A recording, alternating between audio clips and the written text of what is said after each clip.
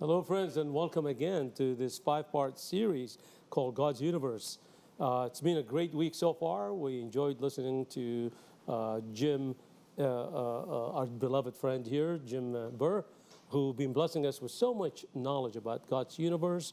We've been discussing different Bible prophets throughout the week. Today we picked Apostle Peter to talk about. But before we get to that part, I'm going to pitch it over to my friend Marlon Paley. Well, I can hardly wait to hear what you have to say about Peter, seeing as how what you said yesterday. So it's really a pleasure to be here with Bob. He's going to tell us about what you can expect here as far as support. This is the time to get your checkbooks ready. But we're not here to just talk about that. We're going to be talking with Jim Burr, who is an extraordinary servant of God. He claims no credit and doesn't want any. He just wants to be of service to our Lord and Savior, Jesus Christ. And Jim, just tell us in about 10 seconds what you're going to share with us today. Well, I've got some pictures for the kids. We're going to talk about comets a little bit. Yeah. And we're going to get into some evolution, some creation evolution towards the end. And a whole lot more of Peter's story. Get him? Thank you. Well, so we talked the first day about Abraham. It was all good, and there was some bad, right? He was a human being. God chose him yet to be his closest friend. Then who picked up the next day? Does anyone remember who we talked? We talked about Nehemiah. No, Nehemiah was yesterday. And David. David the second day, Nehemiah the third day. But the whole idea talking about them was, we're not sharing anything new with our viewers, but just to remind us how God walks his walk with ordinary people. People who were full of mistakes, people who were full of failures, but yet the Lord loved them and called them as his friends. God loved Abraham, God loved David, God loved Nehemiah. He loves you, he loves our viewers, he loves all his children. And I think there's a difference between those people in the Bible and some of us in this day and age. The figures in the Bible that the Lord or the book tells us about, I believe they really stepped out in faith and obeyed God more than your ordinary person.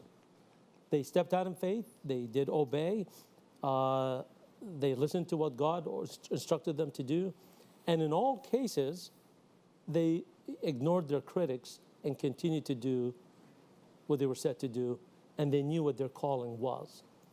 Apart from that, they had their failures, they had their weakness, and they had their problems, just like any of us here. The only perfect man ever walked on earth is who? Jesus Christ. Jesus Christ. So Peter, for living in that region, I can connect to a lot of these Bible stories. And when you pick up your buddies and you develop your own community of friends and buddies, let's call them buddies for here, they really become your brothers in every sense. They become part of your family. So I always go back and think is how Jesus picked up his disciples and how close they drew together and how they really stood and supported one another.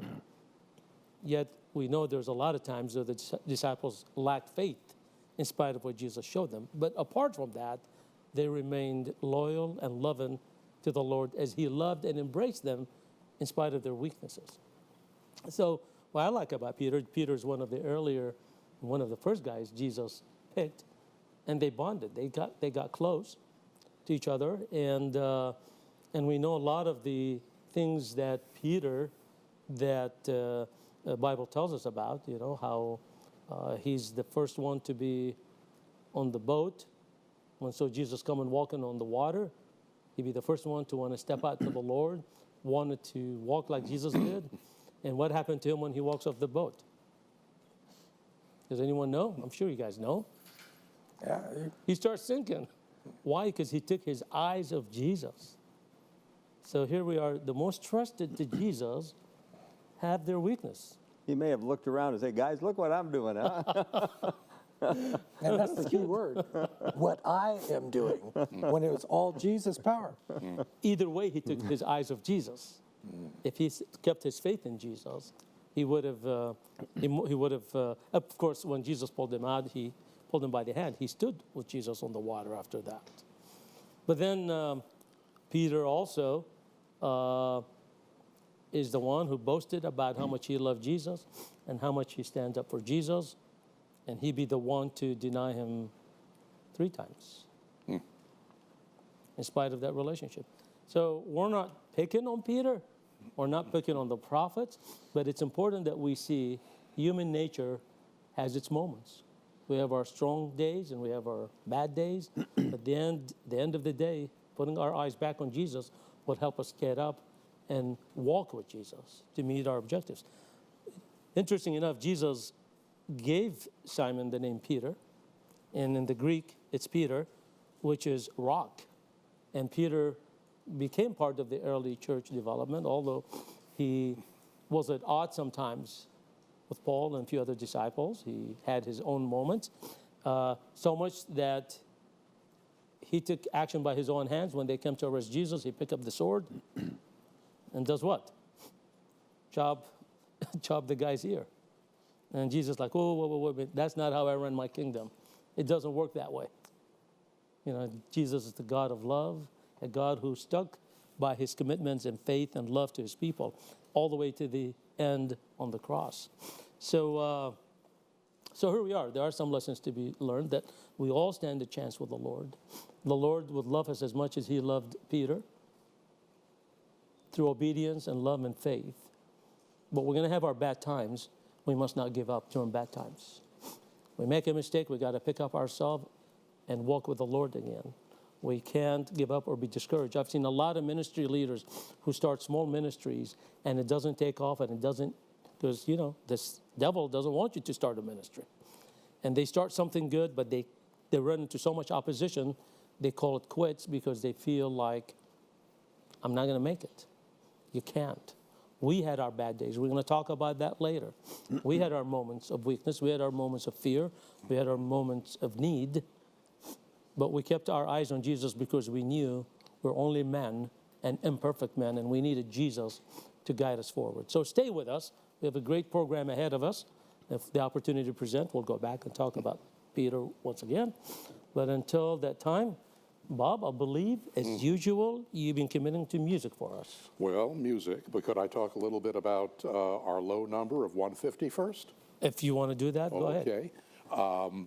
If you're just joining us tonight for the first time, you're probably wondering, what is that graphic on the bottom of the screen, that picture and that text referring to $150 an hour? Before the music, just let me quickly explain. It cost LLBN and this channel $150 an hour to reach the world. And that is why you see the map of the world projected in the background. And that, in television terms, is extremely reasonable. Other faith-based broadcasters have a much higher hourly rate, and certainly commercial networks are extremely high compared to us. And now there are a lot of reasons why we can keep that cost so low. You hear me constantly talk about our marvelous volunteers and the fact that over 21 years we've become very, very skilled negotiators in dealing with vendors and suppliers. But another thing we have that I haven't mentioned is that much of the television technology that we use here at LLBN has come from our technicians and engineers who have sort of developed it on their own. In the corporate world, we refer to this as being proprietary. That's a big word that means it's private. We do it ourselves. We don't go and buy off the shelf at the much higher prices. So when you donate to LLBN, rest assured we have multiple ways that we can maximize your investment. It's a good donation, and we are very, very careful stewards of your funds. So at this time of year, please consider a donation, writing a check to this ministry. You'll see the information on the screen throughout tonight. And I hope that you will take us up on the challenge. As I always say, you are us. Time now for some music. And I think that's what everybody's been looking forward to. We have a wonderful pair tonight, Peter and Erin Schwelt, who are going to perform Peter on keyboard and Erin as vocalist. Their first number is A Quiet Place, a Ralph Carmichael song. Peter, Erin.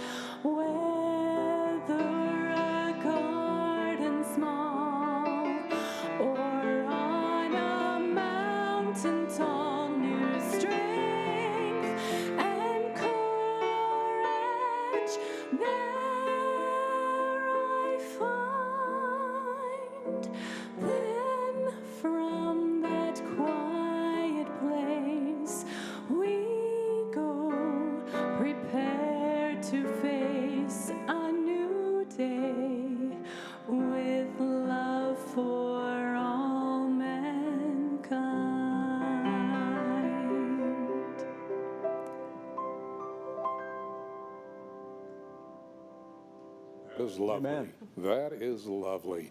And that is a song, by the way, that gets played a lot in the Blancato household on Sunset on a Sabbath. So that if you see me smiling back here, that is why. Peter and Erin Schwelt, thank you very much. Just fabulous. It was so much. And Peter will be back a little later in the show. Get him? Thank you, Bob. Thank you, Erin. Thank you, Peter. I want to tell our viewers, Erin was one of our early volunteers we gathered about 15, 17 years ago. She volunteered for us for several years, supporting the ministry of LLBN through her hard work and to keep LLBN on the air. And she also blessed us with her music talent. It's wonderful to see her coming back here from time to time. Thank you, Erin, so much. Well, Brother Jim, what are you going to tell us today? We ready to go? Yes, sir. Are you ready? I'm ready. We've got, we're going to do a few pictures here. The kids will love, adults will love it too, and I think we'll just jump right into it. I was asked to go up to the Michigan conference, and the Michigan conference voted to teach adventurers astronomy. How do you teach, 9-year-old kids astronomy? And so here's what we did. Oh, first of all, can anybody tell me what this says? Anybody tell me what that says? Do I see LLBN TV in the center? That's All right. right. Oh, I That's translated right. that. Anybody else? Can't do the rest. Hieroglyphics. It's galaxy letters. There's a website called the Galaxy Zoo, and what they have done, they've got millions of galaxies, and they have an alphabet made with the different letters. So what that says is, good evening, LLBN TV viewers. Written in galaxy letters. So you could write letters for your friend with galaxy alphabet, if you like. That's beautiful. Just go to Galaxy Zoo. You didn't do my name, huh? No, just kidding. Well, I ran out of space there. So anyhow, you ever look at a cloud and see a cloud that looks like a teddy bear or an elephant or a big bird? Well, when you look through telescopes, we see things that look like this is called an ant, the ant nebula. Okay, you just kind of see a little similarity there. Now, a nebula is a cloud in our Milky Way galaxy. There's really, the other galaxies are so far away, you really don't see nebulas other than a couple of, like the Magellanic Clouds, a couple little places, but mostly the galaxies are so far away, you would never see a nebula. So nebulas are always in our Milky Way. And planetary nebulas and all this type of thing. Nebula is basically a word for cloud. And so when we see galaxies, we're talking about like another Milky Way, hundreds of billions of those. And so here's the mice galaxies. So it's not nebula, that's galaxies. Here's the tadpole galaxy. And it's a beautiful picture from the Hubble. Here's the Crab Nebula. This is basically an exploding star. Happened July 4th, 1054. The Chinese made a careful record. All of a sudden, one night, a star nobody even noticed the night before was so bright you could see it in the daytime. These things, what they seem to do is they use up their fuel like a balloon. They get bigger and bigger, and then we get this popping, this explosion. This gas is going out a couple 100,000 miles an hour. We've actually photographed that every 15 years. Astronomers have, I haven't, but and played it back on a computer and verified it was July 4th, 1054, when the Chinese reported this thing for many months, or several months, could actually be seen in the daytime. And so, okay, we're going to move on. We have even a happy face on Mars. And what we did, here's the Eskimo Nebula from a small telescope. And you see the improvement with the Hubble. Here's what the Hubble did with the Eskimo. Here it is with an amateur telescope. And so what I had suggested for the Michigan conference is that and I sent videos to all the clubs of these 275 pictures I did. And what I said, why don't you do this? Assign the Eskimo Nebula to Bill. Go home next month, next meeting, come back and learn everything. Tell us everything you learn about the Eskimo Nebula or the Crab Nebula, whatever. And that was my idea of how maybe we could teach little kids astronomy by they're on the computer anyway, go home and come back and tell us. Here's the Stingray, there's the Stingray Nebula. Beautiful, beautiful sight to see. There's the hamburger galaxies. Somebody said, where's the beef? This is the Sombrero Galaxy. And, well, a galaxy is like a paper plate. If you took a Chinette plate, put it together, at one angle, you see you're going to circle an ellipse, or you're going to see. So this would be an edge on. And the galaxy has a lot of interstellar dust. You see that dark lane there? So that would be the dust of the Sombrero Galaxy. We think that's probably the biggest maybe out there. And they're saying perhaps 800 billion stars in the Sombrero Galaxy. You may have seen in the last year we had, they discovered the biggest black hole in the universe, okay? And the artists go to work and make this beautiful picture. This is what it could be looking like if you could zoom in on it, you know. And they do this fantastic artistic work to show a black hole. But let me show you what they discovered. Okay, right here in front of the pointer, that is where the biggest black hole in the universe is. That's what they discovered right there. Okay? You know how you find the biggest black holes? You look for the arrows. They're the ones with the arrows.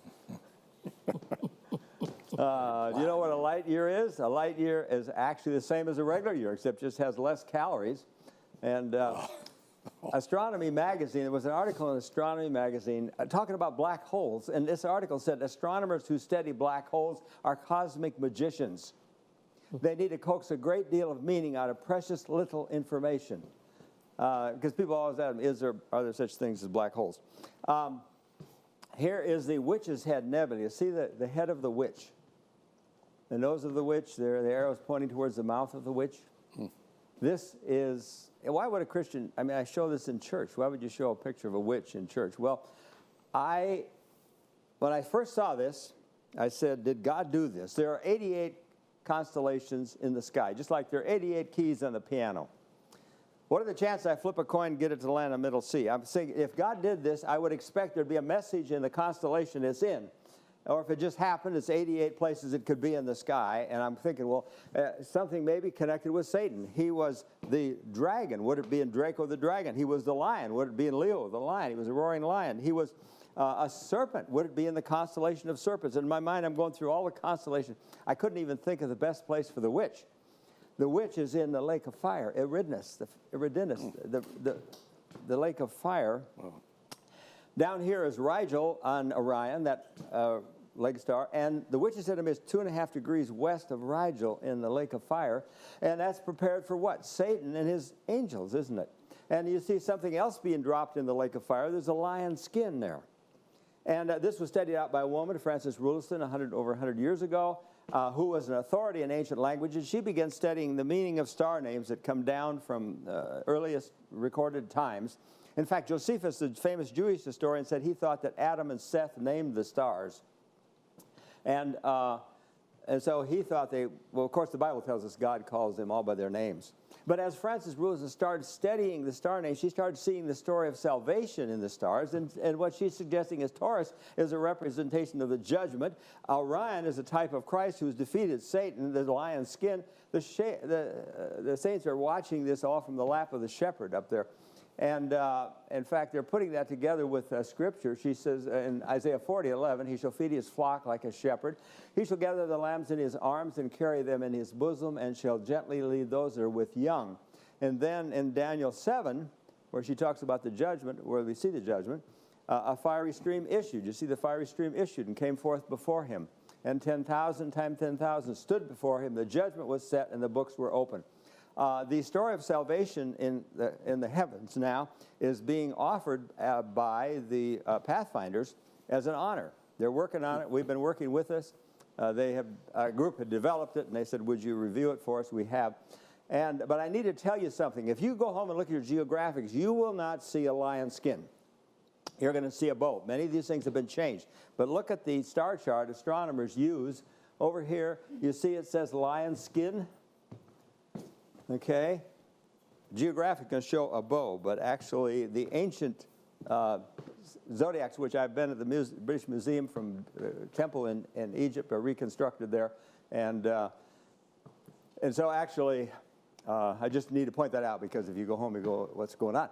Well, this is a picture of Saturn. People always ask me, what's your favorite picture? One of the places to look at. This was taken of the Cassini spacecraft, and the sun is right behind Saturn here, and just glowing you can see the sunbeams, and you see sun rays and so forth. And here is Earth from 1 billion miles away. Right there is Earth. Okay. And you're on it, 1 billion miles away, and you're on it. Cassini spacecraft is going around. The sun is right behind. Mercury, Venus, Earth, they're all going around, and there you see it. And when I see that, I think of what Satan said to Jesus. If you get down and worship me, I'll give you all of that. I don't think Jesus was impressed. But we've been talking throughout the week about God giving visions to Ellen White. Now, Ellen White had gone from New Zealand, or actually from New England to Australia. You're looking at 6 weeks or 8 weeks on an ocean. You're looking, if you were on a ship for 6 weeks and all you saw was ocean every morning, every night, you'd come home, what would you say to your folks, your friends? This thing is huge, right? I mean, it's 6 to 8 weeks on the ocean to get there in those days with ports to stop. You know what she says? This earth is not an atom, it's a little atom. How big is an atom? You got to have a microscope to see it. This earth is a little atom. Look what she says. If men could see for a moment beyond the range of finite vision, if they could catch a glimpse of the eternal, every mouth would be stopped in its boasting. Men living on this little atom of world are finite. And so I think that's, and she mentions many times that the earth is just a speck. Well, here is Comet McNaught. This is the brightest comet I've seen. It was only visible in the northern hemisphere for a couple of days, and then it moved to the south. And just to illustrate a little bit, I'm going to borrow Gannon's computer here. Pretend this is the sun. Okay, this is the sun. And we have a comet. Okay, a comet is basically the biggest and smallest thing in the universe, in the solar system. It's an ice cube, and it may be 10 miles across, or 5, or whatever. Just an ice cube, and it goes on beyond Mercury, Jupiter, Saturn, the outer solar system. But as this ice cube gets close to the sun, it vaporizes. What could be 10 miles, this coma could be like 1,000,000 miles in diameter. Tails, we measured Yakataki at 6 million mile tail. So what happens, the solar wind vaporizes the ice, and it creates a tail. And so the tail always points away from the sun. You look at a comet, you'll always know where the sun is. And we have, right now, we have 2 comets coming our way.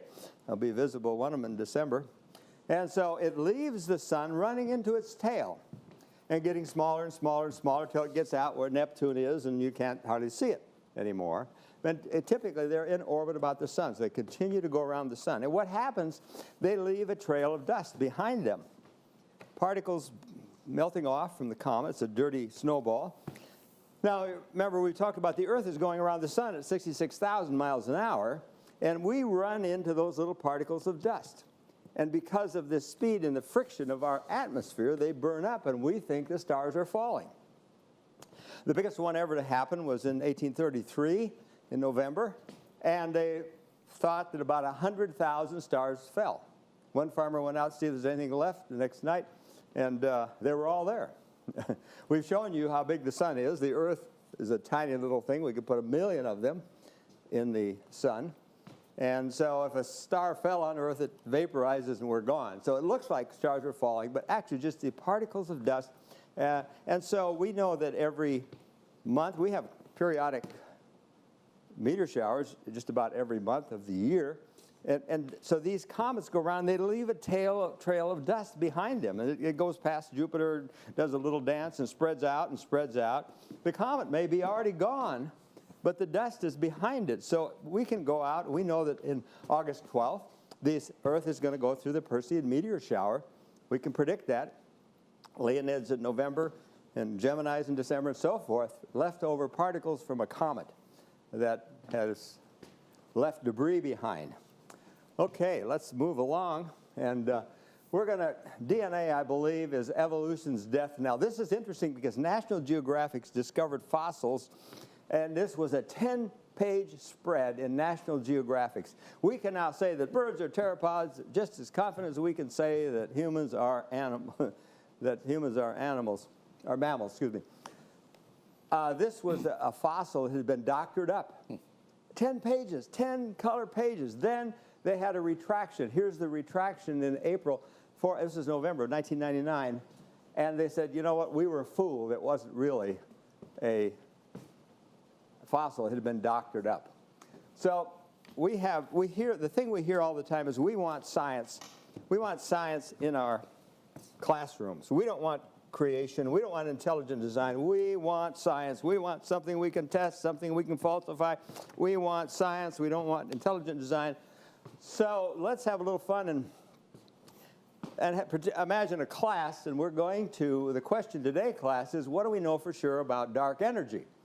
And, okay, dark energy is something we have no clue as to what's causing it, and it doesn't fit any of our current physics theories, and we have to develop new approach to explain it. This was Perlmutter from the Lawrence Berkeley National Laboratory. We don't have a clue about dark matter. Let's study dark energy. Well, here was an article in Astronomy magazine.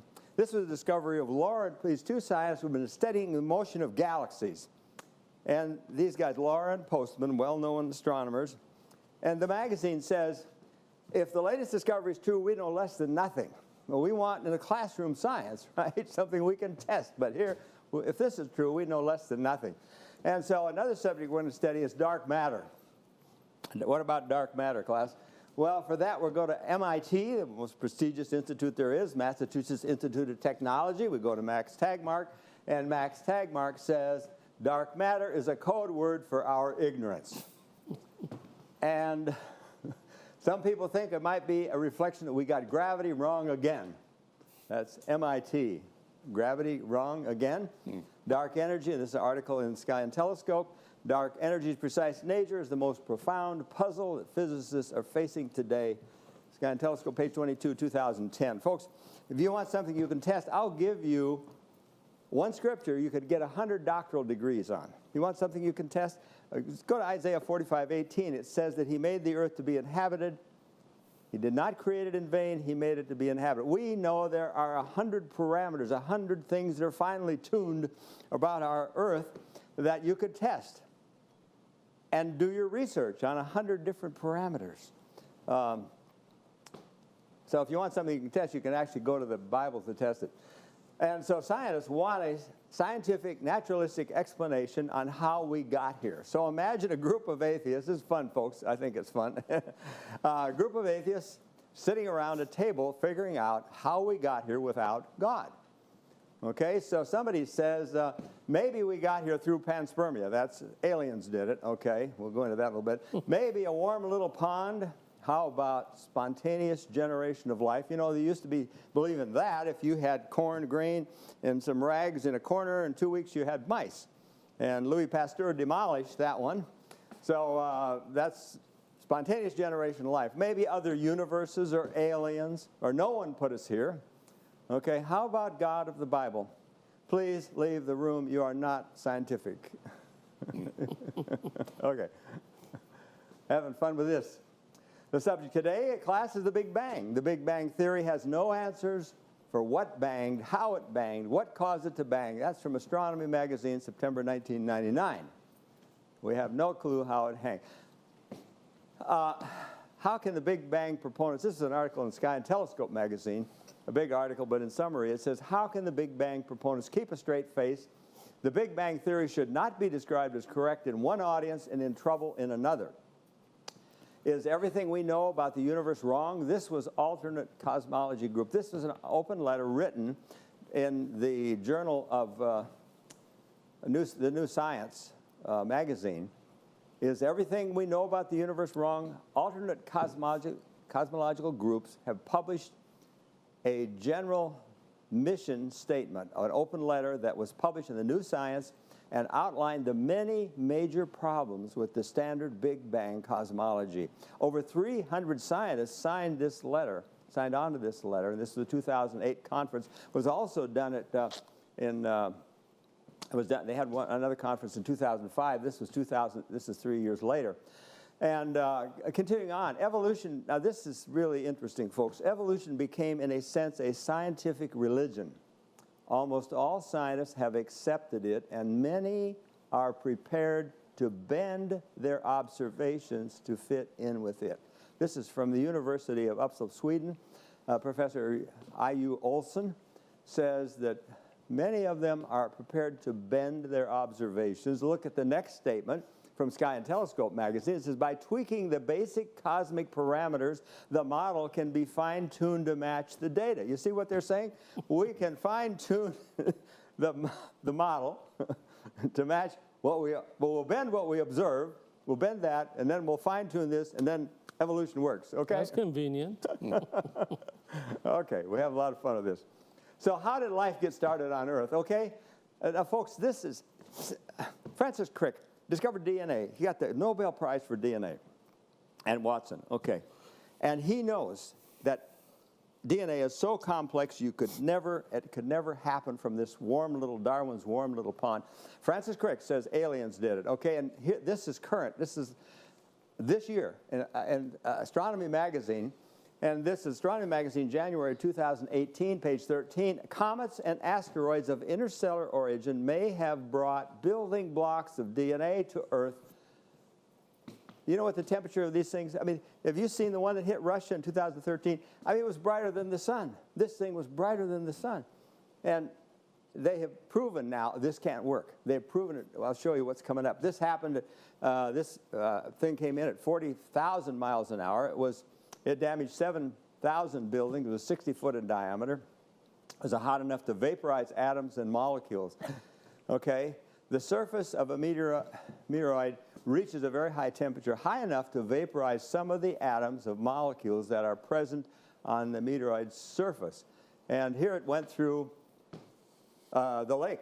Actually, it went down to the lake. We're going to pick this up later and talk a little bit about DNA. You see, the complexity of your cell, every cell in your body has the ability to copy.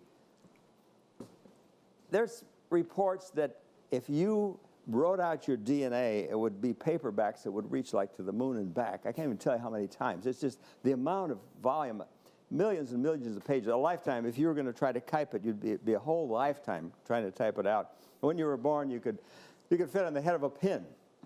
That one single cell has to copy that, and it'll do it in 30 hours. It'll copy it in 30 hours. And yet it took our scientists 13 years with 6,000 supercomputers. It took thousands of scientists with supercomputers, thousands of supercomputers, 13 years to sequence the human genome. Your cell, where you were conceived when you started out life, can copy that in 30 hours. It can also find the mistakes that have been made and fix the mistakes and copy it and pass it to the next cell. I mean, it is just incredible.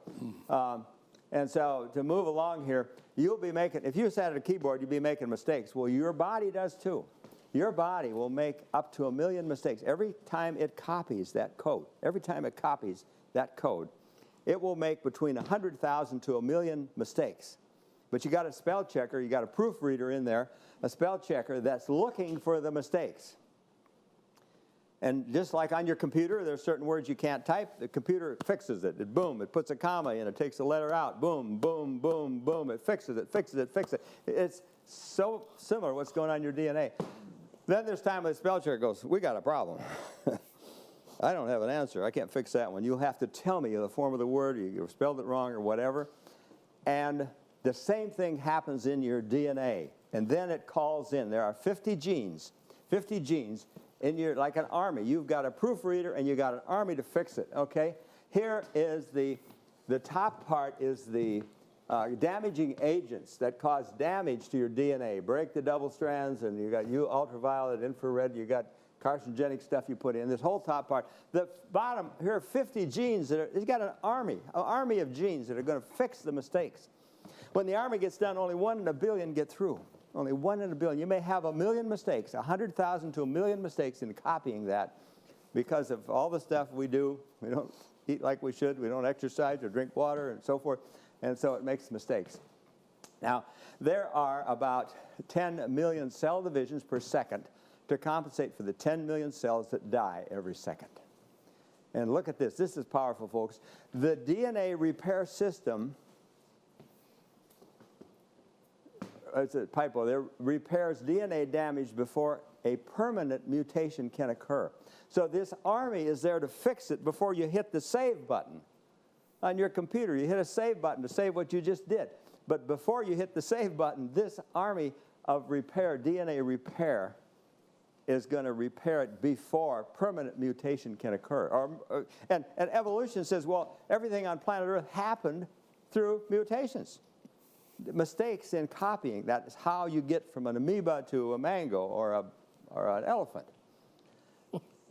So this is DNA is evolution's death knell, and I want to show you how. This little amoeba is bored to death. He's in Darwin's warm little pond. He's bored. He can't swim. He can't see, but he's smart. He happens to be the Einstein amoeba. He's the smartest amoeba in the universe, okay? So he says, you know, I want eyeballs, okay?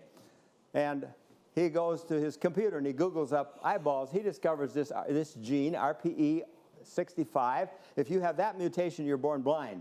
So he goes, aha, I want to see. But to get eyeballs, he's got to have 6,200,000 beneficial mistakes in copying that DNA. 6,200,000 beneficial mistakes. Guess what happens?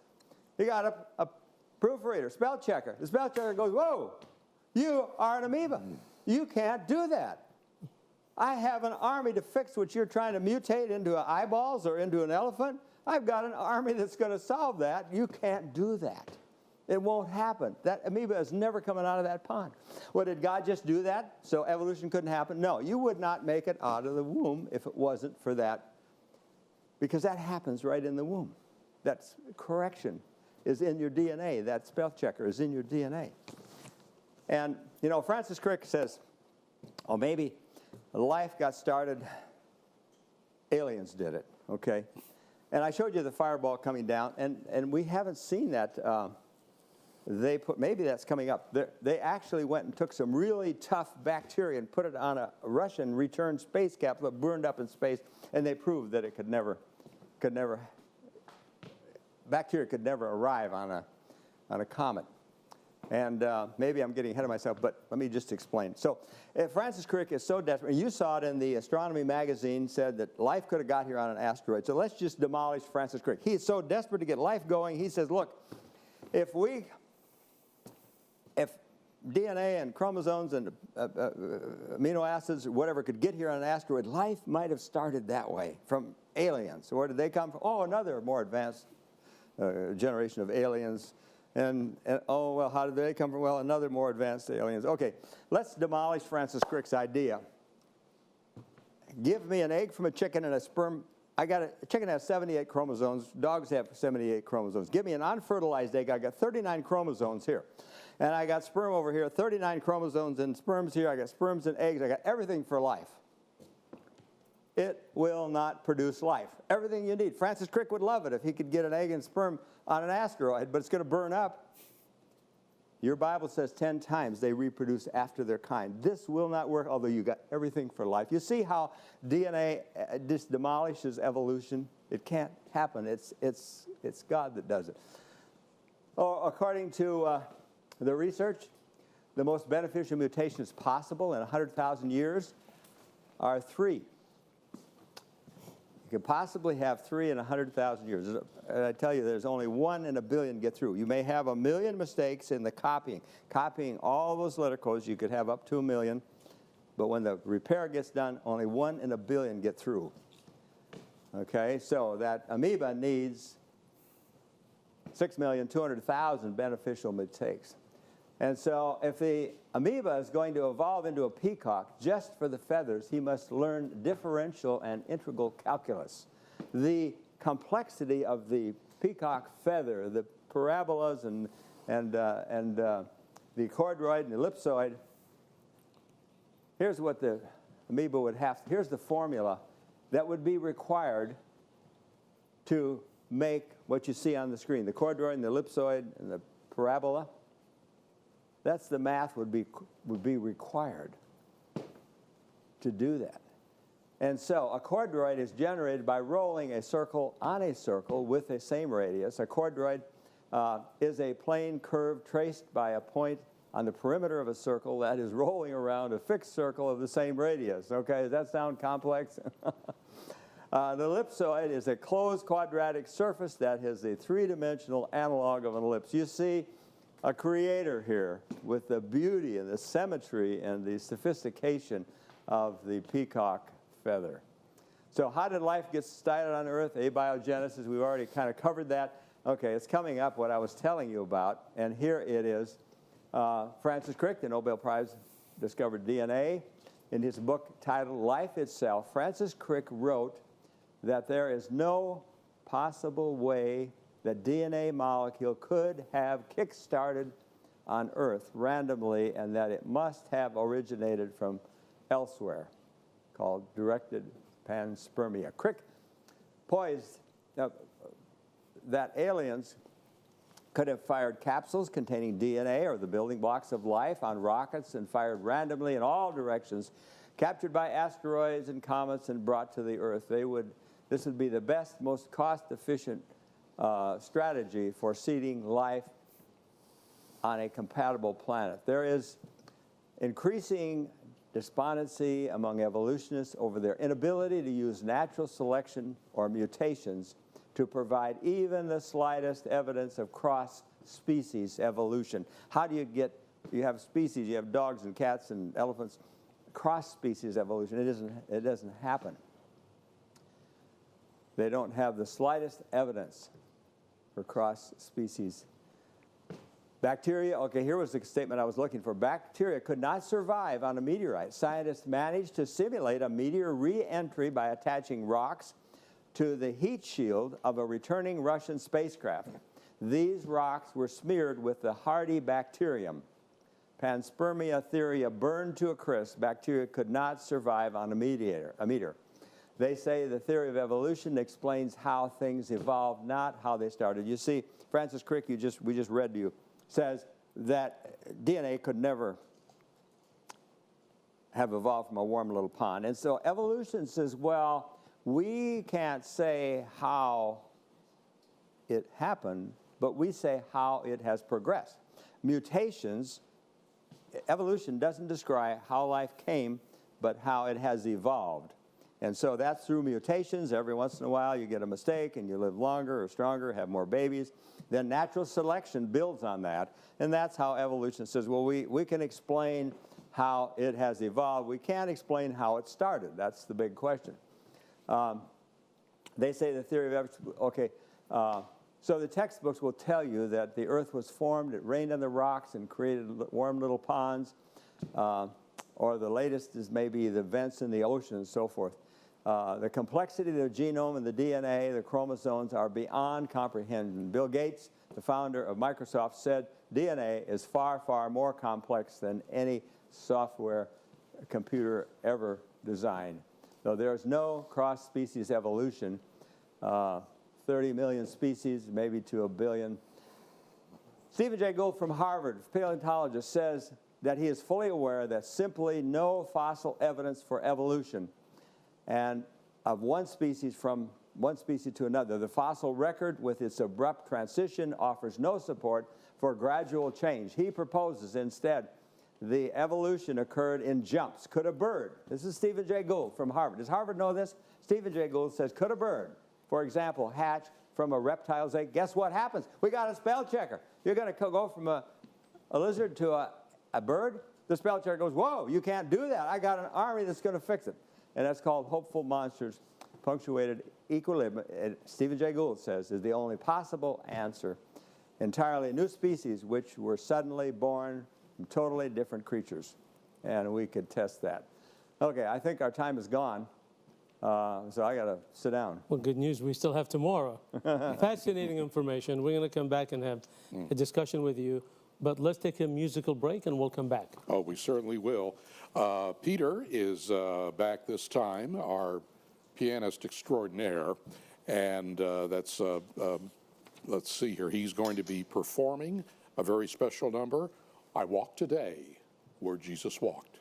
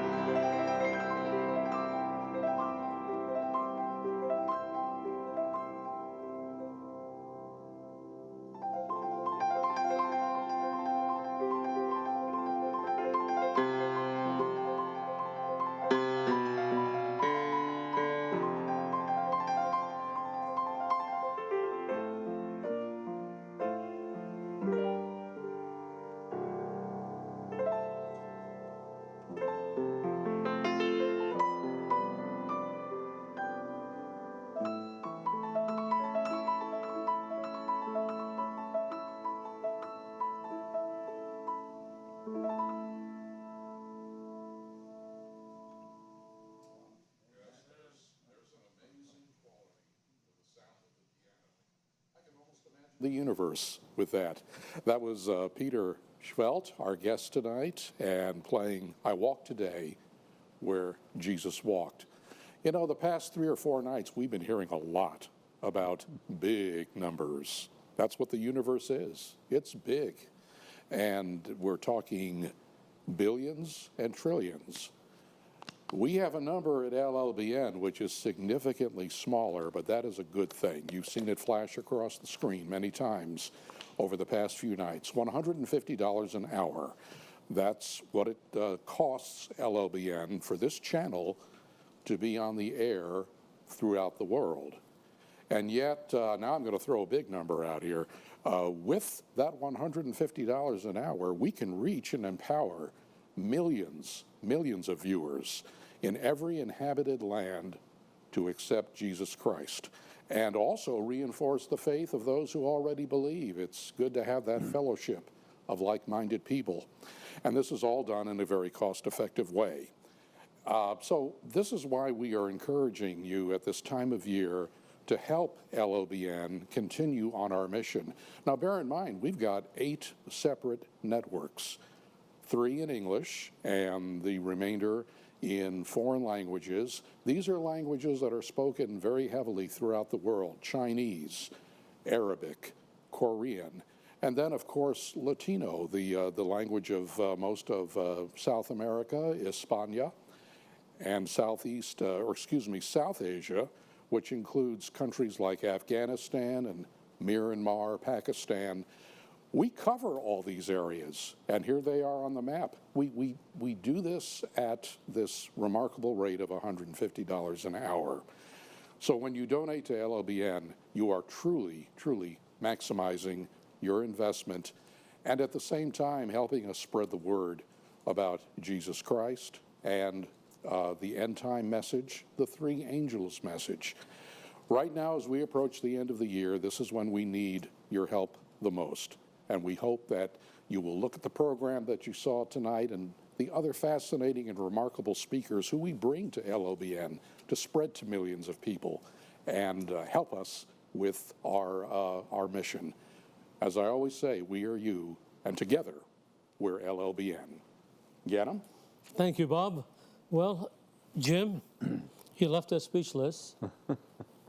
Why such intelligent scientists, educated men and women who are exploring science would not and could not reach a conclusion that there is a master designer of this entire universe down to a cell level? I think accepting God goes against the lifestyle that many want to hear. I think a lot of them are so indoctrinated and they're so determined this has got to work. We've got to figure out some way that this thing can happen. And that's, they just cannot accept a God. Amazing. Yeah. Amazing. I mean, it's all about faith, believing in a God who have master designed everything that evolves around our world. It takes faith, too. It does take faith. In evolution. Yes. Marlon, such master designer of this entire universe that we just probably just touched on a small component of the universe this evening, today. Yet, the Creator, the Prince of Heaven, the God of the universe, will be so patient with Peter, who walked alongside with him through his ministry, who showed and demonstrated miracles to him in so many ways, or before him. And yet, came at times where Peter feared, and there's time when Peter denied, and there's times where Peter regretted and was living in remorse for denying Jesus. I mean, he turned out to be a pretty faithful fella after the death of Jesus, and he really carried on the word of the Lord throughout the land. But here's the God. A majestic God, powerful God, walking with the weakest, walking with us, and interested in us. What do you make of that? How do you describe this God? Well, I think, as a God of love, that's that encompasses it all, because the God of love, would not do harm or kill or torture or punish, because we made a mistake. And, Peter and David and Nehemiah, all of us make mistakes. Jesus is our advocate.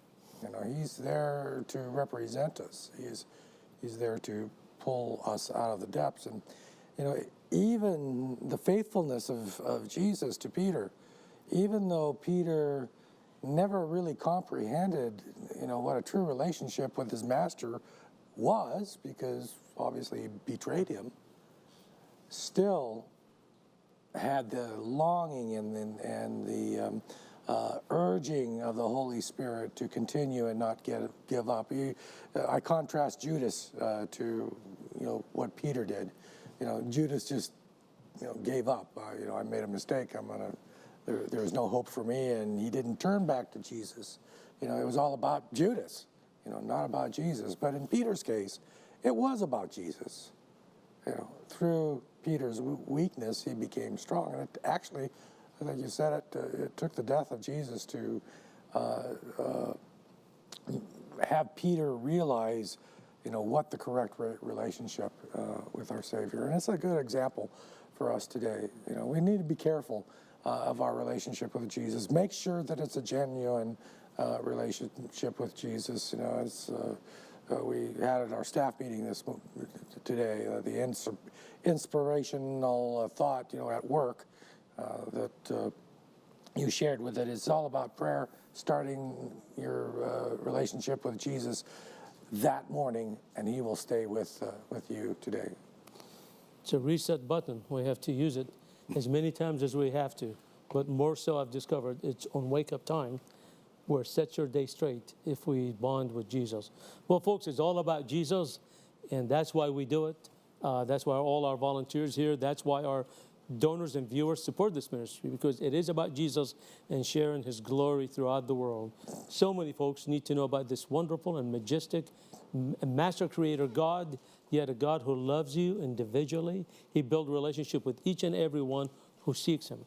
So let's not delay things. Let's submit to the Lord. Let's obey. Let's also know what He's calling for us. And let's help keep LLBN on the air so we can continue sharing the good news of Jesus Christ throughout the world. Folks, thank you. God bless you. Keep us in your prayers. We'll see you tomorrow with the final program.